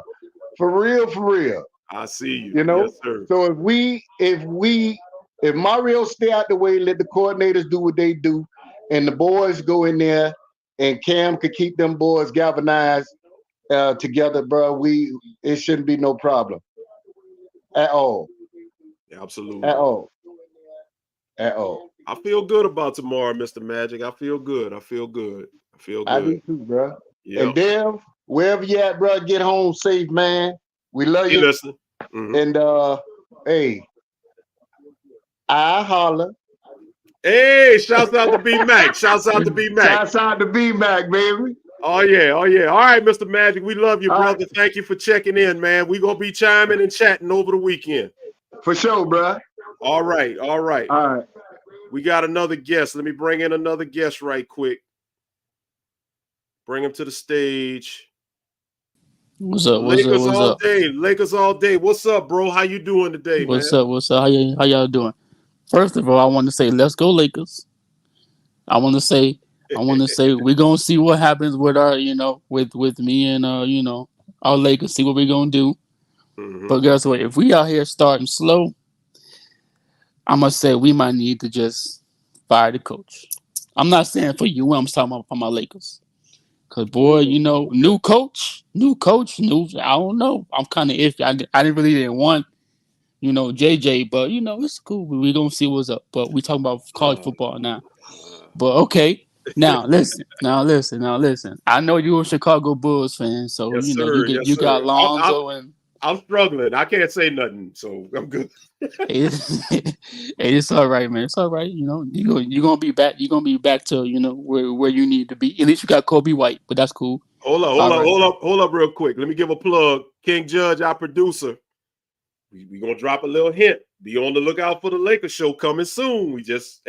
Wait, hold up, for real? You see us right there. You see us right there. King Judge just told you. He just told you. Hey, go ahead, though. Go ahead. I don't want to interrupt you. Go ahead. When y'all do that, y'all need to send me an invite right away. I'm on that show whenever I'm off. I'm coming on that show. Definitely coming on. Bet. Well, okay. So yeah. So I think we're gonna have a good game tomorrow. But the tough game for us is next Saturday against Virginia Tech because they got 26 starters. They all got their starters. They got 26 starters. Real quick, and what might make it tougher, I want to say, I think that's a Friday night game. Yeah, Friday night. Yep. Mm-hmm. So it's 7. a short week. Yeah. Yeah. So they got all their starters. Yes. So they got 26 starters coming back. So see, people talk about this game. We need to worry about next game because Virginia Tech is, you know what I'm saying? I mean, they cool and all, but they still in the ACC. You know what I'm saying? They still got a good quarterback because King and the Virginia Tech quarterback, they both work out together. Right. With Shedeur Sanders. So let's see. I want to see what happens next week, Saturday. But this week, Saturday, I think we got it. We have to be happy about our quarterback because, first of all, we never had a dual threat quarterback. Second of all, we never had a quarterback that was. I mean, my bad. We did have a dual threat quarterback, Stephen Morris, yes, but we never had a quarterback that was mature and he was focused on his goal. You know what I'm saying? For the team and for the coach and the players. You know what I'm saying? We have a mature quarterback that knows how to throw the ball, that can run. He's very calm in the pocket. He doesn't get flustered. He doesn't get, frustrated. He just, you know what I'm saying, when the play is over, he goes right to the playbook. And that's what we need. That's what we want as a quarterback. We don't need nobody that's going to be, you know what I'm saying, talking a lot. You know what I'm saying? No, we need somebody that's focused. I feel like King is going to come out focused. So, see, my problem is the running game because I don't like how we just run through the whole street. You know what I'm saying? That's my problem. The running game in Florida was I think it was trash. You know what I'm saying? And last week, kind of, it wasn't trash, but all we did was run through the like straight ahead. You know what I'm saying? Like move somebody out the way. You know what I'm saying? If you gotta bounce it outside, bounce it outside. But I mean, Martina, that's what he likes to do. But if you want to just run through the hole, So wait a minute. Hold your what's thought up? right quick. I wanna ask you a question because for what you said, I know what a lot of the chat are probably going to come back with because I said something. I don't feel that the running game was trash. I just felt like there's some issues with Martinez, but you said the running game was trash. Well, not it wasn't my bad. My bad. It wasn't. I didn't feel like it was trash. I just felt like maybe it was Martinez because he was just running straight to the hole. Okay. So it's more Martinez than not the running game because that's what I was about to ask you. They put up like 200 yards of rushing offense, rushing towards the offense without Martinez. Everybody else got there, so that's what I was about to ask you. But you just It's probably just Martinez and how his style of running is. That's probably what it is. Gotcha. Because you know what I'm saying. If Martinez don't have it, you need to bring in the other running back. You know what I'm saying? That can cut, that can bounce it to the outside and you know what I'm saying, make somebody miss because you know what I'm saying, if we can probably use Martinez for freaking goal line if that's the case. You know what I'm saying? Yeah. And probably third and goal, something like that. Because if you have a running back that's just gonna go straight to the hole every first two plays and third play, then what's the point of using him for? You know what I'm saying? Like, but Lakers all day. That's what I think goes back to what me and Devin we were talking about the last week or so. You know, especially going into last game, like me and D was saying. Mm-hmm. You paid this man. You got this NIL money and paid this man, and you know, thus far, I mean, dude's got 155 yards, I believe, in 3 games. He's only got like a 55-yard average. You know, he had 91 yards against FAMU, but you know, and people were getting on me talking about, well, he only had 3 carries. Well, I get that. I get he only had 3 carries for 3 yards, but for what this guy came in and shouts out to Cuban Kane, who we detailed what he did at Oregon State the last couple of years. A lot of those numbers, I think, as Cuban Kane also said, as Devin also said, we all collectively agreed, a lot of those running stats were jaded because you didn't really play nobody. You didn't play no good defenses. So I guess my question to you is, and really to the chat as well, do you think that maybe Miami may have paid a little bit too much? Maybe this guy is somewhat overvalued. And I know we got a long way to go the rest of the season. It can change. But based off of what we've seen thus far through 3 games, and I'm going to be watching him closely tomorrow to see what he does. Me too. Do you think that maybe Miami may have overvalued him a little bit bringing him in? Yeah, because you know what I'm saying, this is like now and the NFL, they like their elusive running backs, you know what I'm saying, that can catch in the backfield, that can, you know what I'm saying, make somebody miss. But if you just gonna run right straight to the hole and you're not gonna, you know what I'm saying, make nobody miss, then what's the point of, you know what I'm saying? I agree on that. I mean, I just feel like that's where we need to get a little better at, because when we played Florida, I didn't see us run through the hole and, you know what I'm saying, there was a big gap of hole and there, you know what I'm saying, the running back just ran through. We just ran right through and he was tackled, you know what I'm saying? But then all the other games, like, you know, the little cupcake games we had, everybody was bouncing outside, cutting, you know what I'm saying? And it's like, I mean, I don't know, we'll see. But I just didn't like the running game from Florida. That's it. But other than everything else, the passing game, everything was fine with that, but just the running game for me. But and I'm a big corners guy. I want to see how our corners look. I want to see how they look, how our safeties look. Our D line is fine. I'm not gonna worry about them. Linebackers, we fine with that. We good with that. It's just I want to see what our safeties can do and our corners. Right. Yeah, what you feel like? Like what do you want this team to get better at, or that you saw that was kind of a hole, but not really? Well, absolutely. I'm with you in the secondary corners. They haven't been tested yet, and they won't be tested tomorrow. So we're still going to have to kind of see Wait what. till Virginia Tech game. Yeah. Well, I won't say Virginia Tech because I'm not really all that worried about Virginia Tech. Virginia Tech, they're going to get up. They're going to try to get up at least because that's an old Big East rival. But Miami's got too much talent. Listen, Miami has, I think, the edge in talent going into every game they play the rest of the season. I mean, because Virginia Tech, they got two good corners.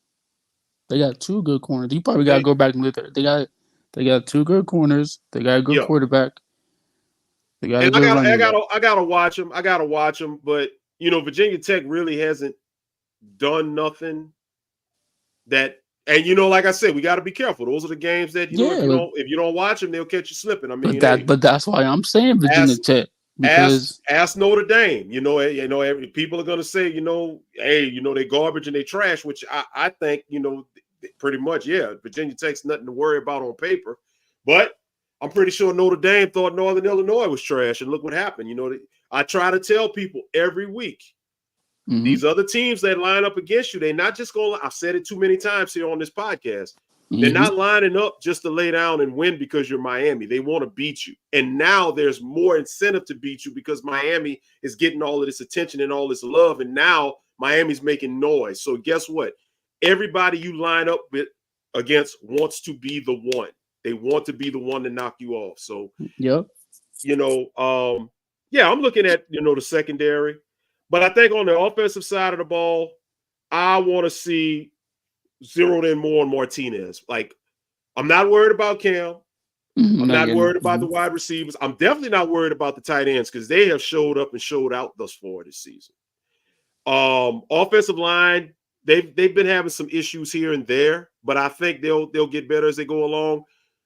And the running back room, I'm good, but it's Damian Martinez. I need to see Damian Martinez bust through. They paid you this money. They gave you this NIL money. I want to see you actually show, earn your keep and show why you're here. So that's what I'm looking at. That's what I'm looking at. Me too. Hey, me too. I'm looking at that too. Yeah. Last thing before I get you out of here, because we're about to shut it down because we've been going for an hour and a half, hour 32, man. Like I said, I'm not. Normally, I got my boy with me. He's running things, and I'm the sidekick. Just chilling and this and that. I ain't used to, like I said, it's man. Right. I'm riding shotgun, and D is driving that thing, man. I ain't used to driving like this, so it's okay, bro. All you gotta do is, you know what I'm saying, just put your seat back, listen to music, and just drive. That's it, bro. I got this thing on cruise control. I'm chilling. So before I get you out of here, real quick, like I've been asking everybody else, score prediction for tomorrow. What you think we do? Okay, I'm gonna do 50-24. Okay, we got 50. They got 24. But okay. Yeah, we shall see. Either way, they still cover. I've been telling people all year. You want to make money? Miami and the over.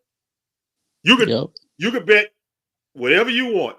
If you want gains, if you want to make money, Miami and the over, because every game, and the only reason they didn't do it against FAMU because Mario didn't kick them 2 field goals. The over on that game was 47, and they won by 47, I believe. If he kicks either one of those 2 field goals, they cover the over as well. So I'm sticking with it. Miami and the over, easy money every week. Hey, that's what I got. But Lakers all day. I got a question right quick. Okay, so go ahead. You good? I know we early in the season and early in the the week and everything, but what you think we gonna? I mean, I know it's kind of, we can't really say now because it's not the end of the season, but what do you think we should do when Cam leaves? Because I like Emery and everything and the other quarterbacks, but we need another dual-threat quarterback, because we can't come out here and Cam leaves and he does what he do for the but then we come over here, go get Emery, and you know what I'm saying, like, he not gonna run the ball. You know what I'm saying? Like, I want us to have a dual-threat quarterback, and that's what Cam is. And we can't go back to have this pocket passing quarterback, because you see what Cam can do. It's Cam, yes, it's Cam, but it's his legs, it's his arm. You know what I'm saying? It's both of those things and his mind. Mm-hmm. So, you know what I'm saying? We can't go back to the statue quarterback that's just gonna stay in the pocket and don't run. Because that's where we gonna get freaking killed at. Right. And we haven't been getting killed because of why? He can run the ball, he can slide, he can throw the ball like Patrick Mahomes, and he knows what he's doing with his mind. Mm-hmm. That's what we need to in the off season. We need to go make a go to Georgia or do something. Go get these elite QBs that be from Georgia and go get them. Like you know how like Deshaun Watson was from Georgia. Go get that. Go get somebody like that. Somebody like Trevor Lawrence. You know what I'm saying? Somebody like C.J. Stroud.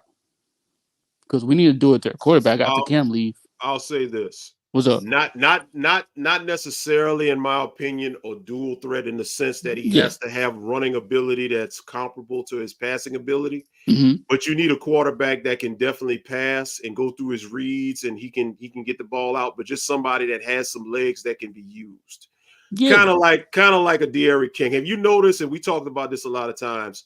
Mm-hmm. The last couple of Miami quarterbacks that have had any success. Think about it. Miami's winning with Cam Ward right now. They won with De'Aaron King. They dropped the ball on N'Kosi Perry, but if he'd have had a stable OC and everything, I think he could have been developed into a winning quarterback. Yeah, and Ja'Cory Brown. I mean Ja'Cory Brown too, but we're not going to say nothing that about was a project. We'll leave that alone. You know how we feel about that. Yeah. But also, I'll even go back to Malik Rozier. And even though Malik Rozier had a kind of Jekyll and Hyde type of approach, things with him what about Stephen Morris? Because I think Stephen Morris was that type of dude that probably could have or should have put us over because his arm talent was out of this world and he can run the ball too. Yeah. You know, you get those guys right there. They gave you, and that's the thing. And nobody's saying you got to have Michael Vick, obviously, but you need a quarterback. Nah. Give me a quarterback that can throw, but then he's elusive enough to move the pocket when needed. Because at that point, the opposing defense, they have to respect what you have. They're not going to sit back there and just, let you carve them up, especially if you can run. Because if you got some running lanes and you get out there, guess what? You're going to get some yardage. You're going to move the pocket. You're going to move your offense. So, Emory, he's not. Oh man, I love Emory. I love what Emory brings to the table, but I just don't think Emory has enough legs to be able to do that. Like he's done it a few times, but come on, Emory's not fast. And if you got legs, you got to have some speed. So you have to. There, in my opinion, this is what I would do. I would actually look at Lagway. I would throw something at Lagway at Florida because he's a freshman. He'll have a couple of years. Try to develop him. You know he's got legs. He's got the legs. So I would look at him and honestly just go around the country and whatever, dual threat quarterbacks aren't happy. They're all over the place. You just got to look at the film and find them and bring somebody in here. But at the same time, we got to also develop what we got. We got to be able to develop what we got. Now, if we can overcompensate for the lack of the running ability of a quarterback for everything else, that being good wide receivers, solid running game, keep on stacking the offensive line, getting these tight ends that can stretch the field as hybrid wide receivers, that might help you a little bit. Well, actually, it'll help you a lot.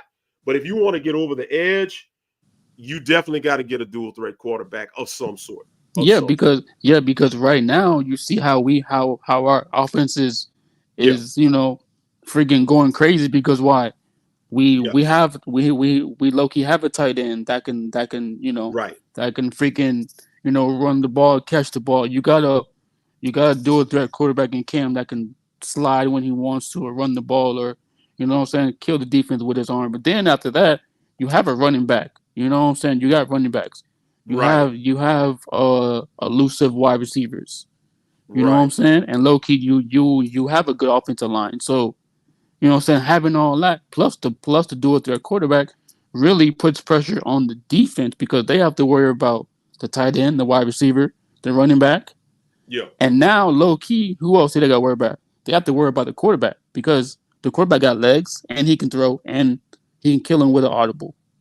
Right. You feel me? So Absolutely. that's why I think it's better to us to go for another dual threat quarterback. You know, that can do what he do. Maybe a I agree. DJ because I like DJ. Listen, when DJ came in the game and when he put that little move on our linebacker, I was like, oh Lord, Florida got something. Mm-hmm. Because Florida do got some our quarterback. But he's just not seasoned, you know what I'm saying? He didn't put, you know what I'm saying? He not there yet, but a couple of years, if they keep him, if he want to stay in Florida, they got themselves a quarterback. Right, right. Yeah. Well, Lakers all day, man. I appreciate you for taking the time and chiming in. And like I say, man, don't be a stranger. You're always in Oh, the I'm chat not. every week. And like I say, man, when we get everything set up, man, you know, chime in on the phone lines as well. And like I say, bro, we appreciate you, my brother. Ain't no problem. Hey, just let me know when the Lakers show come on, and I'm on it. Devin will do that. As the Laker fan, Devin will do that. So I will be there to contribute as best as I can for basketball. But when it comes to the Lakers, hey, that's D right Hey, there. So hey, yo, he that's got you. fine. Hey, that's fine. Hey, listen, we can talk about Lakers. We can talk about Chicago. It don't matter. Yeah. That's I don't cool think with me. I'm gonna have much to say about Chicago, man. I'm just I'm gonna land that plane, my brother. What you mean? You still got Kobe White. You still got Alonzo. You got little Zach LaVine. You know, no. And we still got Billy Donovan, and as long as we got him, and we still got your boys up there, Paxson and all of them in the front office, I'm Yeah. good. Yeah. Yeah.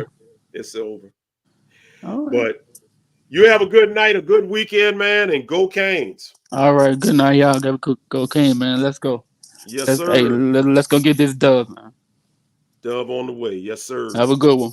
All right, you too, my brother. That was Lakers all day, man. Another one of our day ones, always up in here. I'm gonna go ahead on and do some of these comments, and then we're gonna get on up out of here, man. It's been a great show. I appreciate everybody that took time to chime in, and we didn't have the phone lines, but it's just like we had them. You know, everybody came on in and gave their opinions. I want to go back. Let me see if I can find it. I want to go back about there was a couple of comments about me still having an issue with Mario. And I want to address that right quick. Here we go, right here. Mr. Brown, it's crazy that Mario hasn't won you over with his coaching, from him recognizing the type of player Cam is and stopping at nothing to bring him in. We damn near have the exact same team from last year. And then Marine E came right back in. He wants to know if I'm still not satisfied with Mario. So let me answer that right quick. I am absolutely satisfied with Mario thus far. I feel great about what Mario's doing thus far. The reason why I attach thus far to it is because Mario still, to me, has the rest of the season to prove that this is what we're going to have moving forward. And not only that, we got to get into 2025. And like I said, I'm not going into 2025 because I'm enjoying 2024.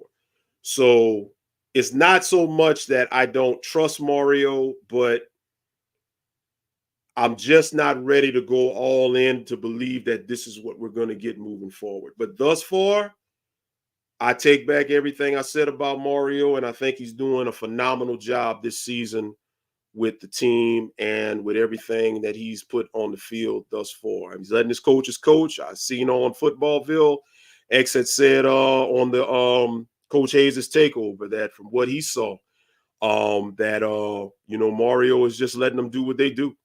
So if he's doing that and he continues to do that, I'm good with that. And I'm good with Mario.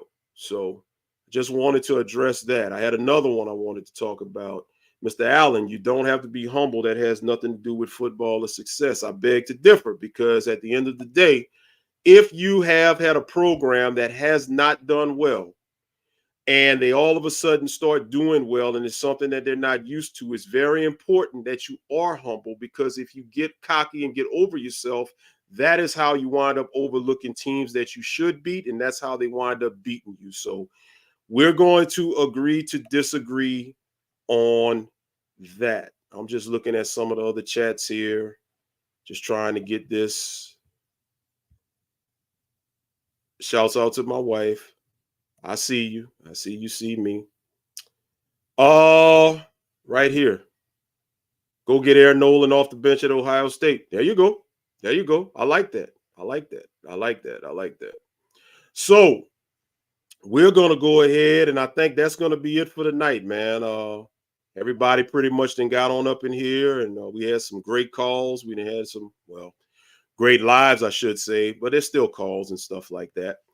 I just want to remind everybody, man, Utah Bash Part 2 is going down November the 8th in the A. We're still working. I'll get with D, and he'll put that information out when it's ready. We're going to have that watch party.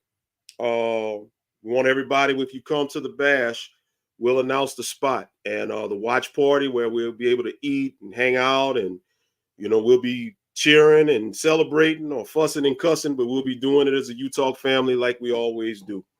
So last thing I want to say, man, I just want to thank everybody again for being a part of this. Shouts out to D, man. Drive safe, get home, get back to the A. Shouts out to my bonus mom and everybody. Y'all have a great time in the A. And like I say, man, tomorrow we get to watch our Miami Hurricanes as they are going to take on South Florida. The game's at 7 o'clock Eastern, 6 Central. So we'll get back to you to let you know if we have a recap show on Monday, depending on the schedule. And whenever we come back, we will be back. But as my boy would say, we're going to start every show and we're going to end every show the same way. It ain't no us without you, baby. And we out. It's Utah. And now, for the thousands in attendance and the millions watching around the world, ladies and gentlemen, let's get ready to rumble!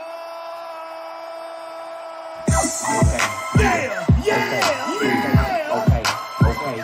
It's Sean Paul, Lil Jon, J-Bo, Young Bloods. You already know how we do it, homeboy. And Will, it's A-Town, 105 Hill. It's A-Town, attitude, you already know. Lil Jon, Eastside Boys, and your boy Sean Paul. I'm tell you like this here, boy. They calling me to come back to the street. Who Sean P, a.k.a. a short Cree, said it was necessary. These suckers out here very scary. They living in the month of February. Okay then, put a sister on display then. Kicking your door and have my folk to bring them K's in. I'm still addict, A-double-T-I-C. It ain't nothing about that for real. Who don't know about me, but I'm for sure with it. Don't make me pop that trunk to the left, I will go get it. And I ain't selfish, I will let you in your whole feeling. Won't catch me sipping on no Chris and got a cold billy. It's Young Bloods, A-Town, all liquor sipping. Coming straight from the top, baby. Cold tag a mother, leave them under a cover.